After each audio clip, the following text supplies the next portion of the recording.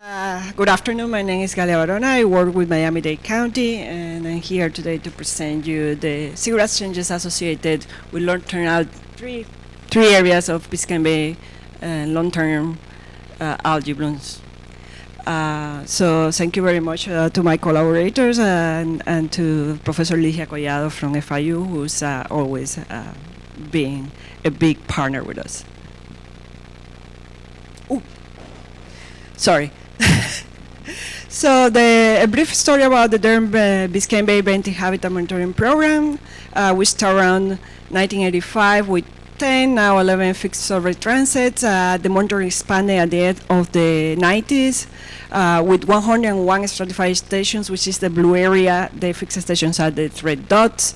And also we have a similar program in the South Biscayne Bay, in the area of Manatee Bay, Barnett Sound, also starting at the end of the 90s with 24 more stations. Moving forward in 2010, we start expanding our monitoring to cover some issues and gaps that we start seeing through our historical data.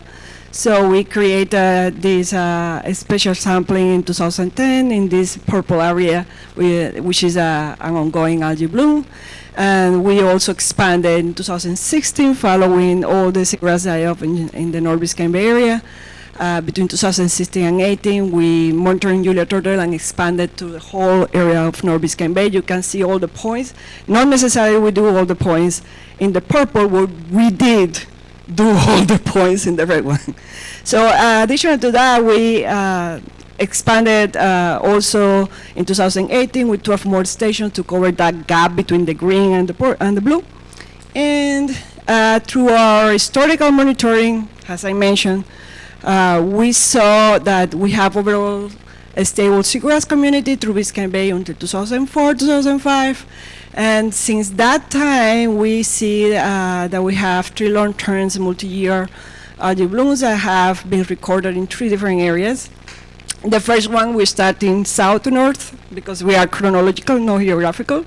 So around 2005, we see a Synechococcus bloom, which is a phytoplankton bloom that caused seagrass die-off in the area of Manatee Bay, Barnett Sound. Then moving up to the purple area, we have the Anadiomen bloom that started around the same time, but we actually realized that it was serious in 2010, which is a drift green macroalgae. It's not phytoplankton. And it caused seagrass die-off. And moving up to North Biscayne Bay, we have increases on Halimida, which is a rhizophytic green algae. This follow up the seagrass die-off in North Biscayne Bay. So this is not the cause of what happened there. The seagrass recovery have been marked by a species shift, and instability in these areas is still dominated by macroalgae and chlorophyll levels. So again, south to north. Chronological order. We have very stable low values of chlorophyll before 2005. So about between 2005 and 2008, we can see this huge spike of chlorophyll, like 20 times higher than the base levels. And following that period, we see a decline of chlorophyll. It goes back like apparently to the normal low values, but it's not so much. It's kind of double than what it was before, and you see the bars with the high variability in the levels of chlorophyll. When we look at our benthic habitat monitoring data, we have the Thalassia in green and total green algae, and we will try to keep that pattern of green for seagrass and red for algae. So we have the total green macroalgae, and you can see that Thalassia was pretty high previous to that bloom. Then by 2000, during the bloom period, there is a decline. We go back to some kind of stability, but you can see the coverage of Thalassia, it goes to a lower level. And then by 2019, we see a shift where Thalassia has a second decline starting around 2017, and start from 2019 to the present, the coverage of Thalassia is lower than the green algae in that area. So in order to see that represented in terms of spatial distribution, these are the values that you have in 2005, where basically you have about 50% coverage of seagrass, the green, on this map across all that area. The algae coverage is kind of like low, then by 2009, the end of the phytoplankton bloom, you have a drop about 25%. And then moving forward, what we have left is like around 5% of Thalassia coverage in Manatee Bay Barney Sound, where you see that still the algae is very widely distributed. It's not high, but it's bigger and it's more abundant than seagrass. So going to the North Central Inshore area, the anadromane algae blooms. So here we see that up to 2008, we have a dense variable seagrass. We have high seagrass coverage. So when we talk about, I'm going to talk about a lot about density and coverage. Density is the amount of individuals that you have of a species. So we have all the people here are the density. And the coverage is the space that they cover in the bottom. So we have a density about, like, I don't know, 20 people and a coverage of 50%, 25%. I'm going to be conservative of this room. Okay, so moving forward. So we have a shift in 2009 when we see that big spike. Oh, let's see, where is the button? Oh, what did I do?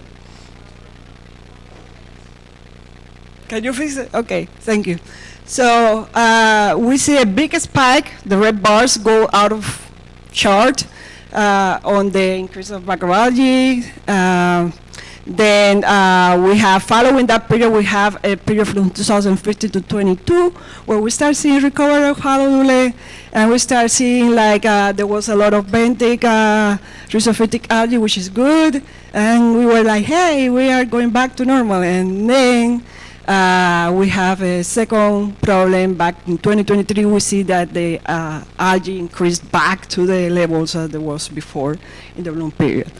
And there is a kind of similar distribution, frequency distribution, which is the number of stations that we have with different kind of algae. So we have that we see a constant continuous decline in the seagrass on the top. You see that the dark green is like stations are 50% more coverage of seagrass and how they come down constantly. And then by 2012, where we were in the high bloom peak, we have this distribution of seagrass and algae. You can see how much algae we have in the right. And we have the period where we thought that everything was going fine and we were going back to normal. And then we have back in 2025, you see exactly the same situation that we have during the bloom. So it's like a resurgence of the bloom. I will not say it's a second one because it's the same. It's just came back stronger.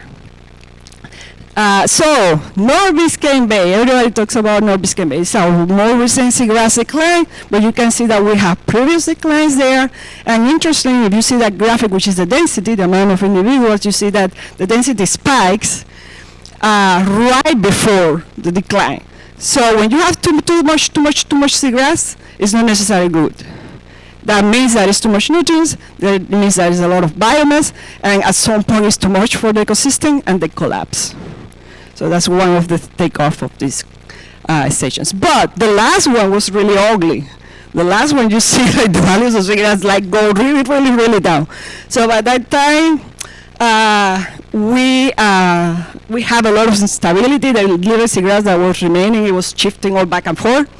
Then become more stable. Then we say, okay, we have a really, really bad situation, and we went full blown, and we span our 4 fixed stations to 230 to cover the whole area. And we can see through the period a continuous increase from 2018 to the present. And right now we have more seagrass than algae. Has been continually increasing. You can see a little bit decline on the coverage of benthic algae, which this is very good, this signal of recovery. This is a 2018 seagrass versus algae. We have seen recovery in the whole area of Biscayne Bay. This is 2025. You can see how good it is now. The declines on the main benthic macroalgae species, which is Halimeda. And the only exception of that is the northern part of the area where we have Caulepa. And Caulepa is mixed with Halimeda. So we have fleshy algae and calcareous algae, and this caulepa is a kind of, we found it also offshore, impacting the reefs that are in the area, in the offshore area. So we are collaborating with FIU and other institutions in seeing if the same one inside and outside of the bay, and finding the connection with that.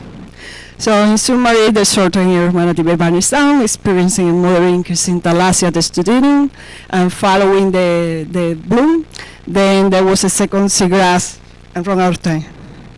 Okay, that's all. Thank you very much. Thank you to all our wonderful group of scientists. They are represented there, Marcus and Damaso, which are now outside in the field, and our college and all the people around here that contribute with us to the health of the ecosystem.